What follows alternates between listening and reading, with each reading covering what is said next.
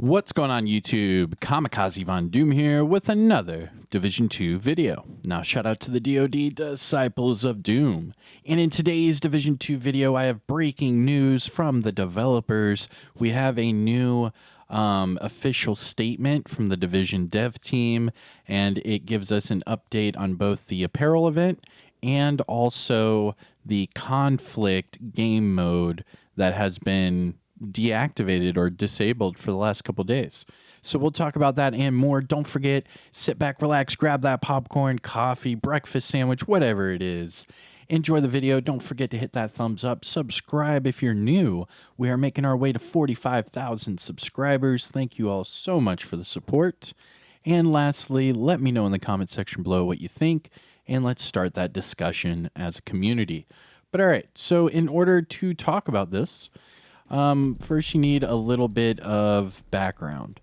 So on Tuesday for the update for title update 15.1, I was just roaming around here and I decided to go into conflict right here, some PvP. And as soon as I loaded up into the game, I lost every single upgrade that I ever had on my entire account. This included my hardcore character and all three of my normal characters. And not only that, but you can see right here, even after the XP rollbacks, I was already, past level 13 for my expertise, and a good majority of the weapons I use had at least either one expertise level upgrade, or some of them, like my Eagle Bearer, my Lady Death, my King Breaker, and all those, they were already maxed out to my max. So they were at expertise level 13 as well. And then they all got wiped to 0. You can see I don't have any expertise upgrades on any of my weapons now or any of my gear. So anyways, what has happened since is the Division decided to disable conflict. So you can run over to conflict like I just did and you can matchmake for it, but it will not put you into a game because they have disabled conflict. So you cannot play conflict right now. Now, the other thing in question for today's video is the new apparel event. So if we go to our seasons and we scroll over, here we go. So the Fairview Crew apparel event. Now this was supposed to come out, what was it, last Tuesday? Not this previous one this week, but so 2 Tuesdays ago. So this was postponed 3 times since then, and it now has a new release date as well. And yeah, so enough about the little background story. I hope that helped you, catch you up to speed. But let's jump over to Twitter and talk about what's been updated. Now, if you haven't already, make sure you guys follow me at Kamikazevondoom on Twitter. We are now over 2,700 followers. And then for the YouTube channel, we are now 10.3 million views and on our way to 45,000 subs. And remember that this Twitter page is only for Division Universe content. So anything I say or share from the developers, anything that we hear from the developers, or any news at all officially from anything within the Division Universe, I will cover on this Twitter page. And speaking of which, we just had a new dev team message. So let's click on their page and see if there's anything additional. Nope, it doesn't look like it. So it's been just under an hour since this was released on Twitter, and it's from the Division game. And it says a message from the Division 2 development team regarding the Fairview Crew apparel event. So then we click on this bad boy and let's see what happens. So it says a message from the Div 2 team agents. As previously shared, we had a delay for the apparel event as a major issue related to the new vanity item, the backpack, was found at the last minute. The new vanity item, the backpack. Okay, interesting. So backpack vanity items, what's that? Backpack charm? Like a little, yeah, okay. And then it says the apparel event will start on Tuesday. Tuesday. So let me look at my trusty calendar. Doop-a-doop-a-doo. So that means Tuesday, June 7th. So June 7th is the new release date for the new apparel event. And the backpack rewards will be granted once a new patch is deployed at a later date during the apparel event. Hold on. This is confusing. Hold up. So they have found a major issue related to a new vanity item, the backpack. And it was found at the last minute. Yep, it'll start on Tuesday, the 7th. And the backpack rewards will be granted once a new patch is deployed. Okay, so that doesn't mean ARM patch. That means actual, like, title update patch. Okay. You see how, like, these, like, two-lined, like, messages are, like, so vague? We have to, like, break it down. So, and the backpack rewards. I'm not sure what this means. The backpack rewards will be granted. It just says that we had an issue related to a vanity item, the backpack. So I guess I'm under the influence that they took out this backpack and then they'll give it back to us once a new patch comes out in a later date. That's what I'm getting from this. And then it says, we have also fixed the issue with conflict. Hey, let's go. Which will be available starting Tuesday next week. So conflict will be disabled until Tuesday, June 7th. And then they say, we will compensate impacted players in the near future. Okay. All right. So we're getting an apparel event. It sounds like we're going to be missing the backpack part of it. Vanity item doesn't say backpack charm. I think that could be just like I don't know, like a, let's see, backpack. What do they call this? A backpack trophy, right? So backpack trophies. Now, it doesn't say, it just said vanity item. What does this say? This says apparel. I don't know. Okay. So something with the apparel event and the actual apparel itself, one of the vanity items called the backpack. Very good naming. Yeah, hold on. Is the 100 mask still the 100 mask? Oh my god, it is. It's the season 9 vanity mask. Okay, all right. So that literally means the backpack of the apparel event is messed up. Like, they're not naming these things anything. It's literally the name of it is what it is. That's all right. So anyways, the backpack part of that apparel event is not going to work, so they've removed it. So we'll get the rest of the apparel event on Tuesday, June 7th, along with conflict that will be fixed. Now, this is where I wanted to talk to you separately and ask you this question. So that last part of their message, we will compensate those affected in the near future. Now, I don't know if you guys have been following me at all, but due to my expertise level and all of the farming and crap that I did nonstop as soon as this patch came out, I amassed 58 upgrades on my main character and his builds. And then I also had another 13 upgrades on my other characters, meaning my second, third character, and then also my hardcore character. So in total, I have 71 upgrades that they need to compensate me for or reimburse me for or something. 71 total. 71. Now, a couple of those are gear items because I had like this one build where I had one red core or one blue core attribute and 1,000,000 armor, and it was because I upgraded this piece of gear. And a majority of them were weapons and skills. And we all know how expensive skills are. I had my burn sticky, and I believe, was it the Stinger Hive? Something like that. But they were already on their way to expertise level 10. Like, I can't even start to get you to imagine how many materials the skills took, because the skills are expensive. Not only that, but how many weapons that I upgraded.